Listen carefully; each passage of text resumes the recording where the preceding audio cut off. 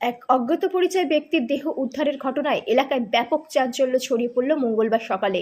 ঘটনাটি ঘটেছে গোঘাট ১ নম্বর ব্লকের বালি গ্রাম পঞ্চায়েতের দিঘরা গ্রামের দ্বারকেশ্বর নদীর ধারে।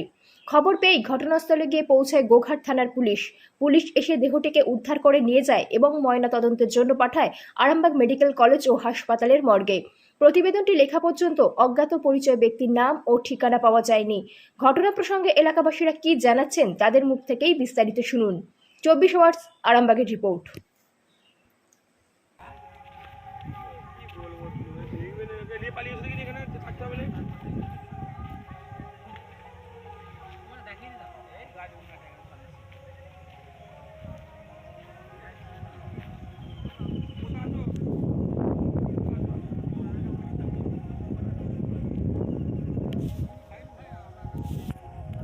দাদা এখানে কি হয়েছিল? এখানে গাজন অনুষ্ঠান চলছিল। আজকে হরিনাম জুড়েছিল, গাজন শেষে হরিনাম অনুষ্ঠান যেটা হয়, হরিনামে আজকে ধুলো প্রোগ্রাম চলছিল আমাদের।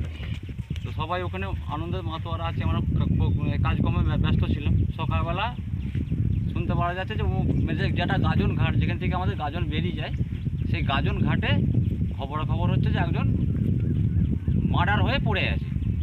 তো আমরা ছুটে এলাম, এখানে এসে দেখলাম প্রকৃতই একজন মার্ডার হয়ে পড়ে আছে। আপাতত আমরা সিভিক পুলিশকে খবর দিলাম। সিভিক পুলিশরা এসে গোঘাট থানায় খবর দিল। মানুষটাকে চিনতে পারা যাচ্ছে না, এখন পর্যন্ত তার খবর কিছু নেই, কোথায় বাড়ি কিছু জানা যাচ্ছে না, মুখটা পুরো থেদলে দিয়েছে, চিনতে পারা যাচ্ছে না। গোঘাট থানার পুলিশ এসে নিয়ে গেল, এখন পর্যন্ত কিছু নাই। ঘটনাটা ঘটেছে দিঘরে গাজনতলা, যেটা গাজন ঘাট, এই পর্যন্তই জানি। আর এই জায়গাটা দিঘরাই? এটা দিঘরা গাজনতলার গাজন ঘাট। ঘটনাটা কখন ঘটেছে, মানে আপনারা কখন শুনলেন? সকালে কানাঘোষা আমরা সব কর্মই ব্যস্ত ছিলাম। আজকে একটা ধুলোটার প্রোগ্রাম আছে, আমাদের গাজন অনুষ্ঠান চলছিল।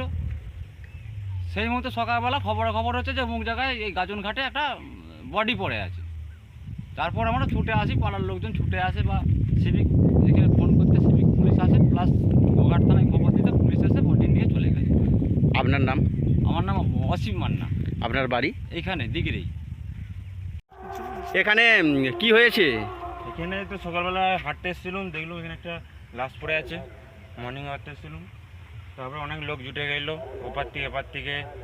পুলিশ এলো, প্রশাসন, তারপরে তুলে নিয়ে চলে গেল। তারপরে আবার কিছু জানি না। আজ লাশটা এখানে না কিছু পরিচয় জানা গেছে? না, পরিচয় জানা যায় না, দেখে মনে হচ্ছে 40-45 বছরের বয়সী লোক।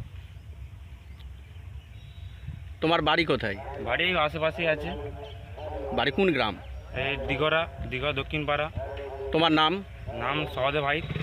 এই জায়গাটা কোন জায়গা? এই জায়গাটা ওই দিঘরাই। দিঘরা। তোমার নাম?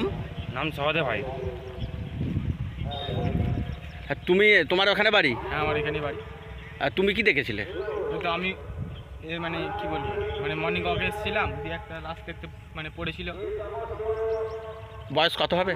বয়সে 40-45 বছর। আর পরিচয় কিছু জানা গেছে? পুলিশের কিছু জানা যায়নি, মানে বাইরেরই হতে পারে। আর লাশটা কী হলো এখন? লাস্টে হয়তো গোঘাট থানার পুলিশ নিয়ে চলে গেছে। তোমার নাম? রোহন লাগা। বাড়ি? বাড়ি দিঘার দক্ষিণ পাড়া। এই জায়গাটা কোন জায়গা? এটা দিঘরে দক্ষিণ পাড়া।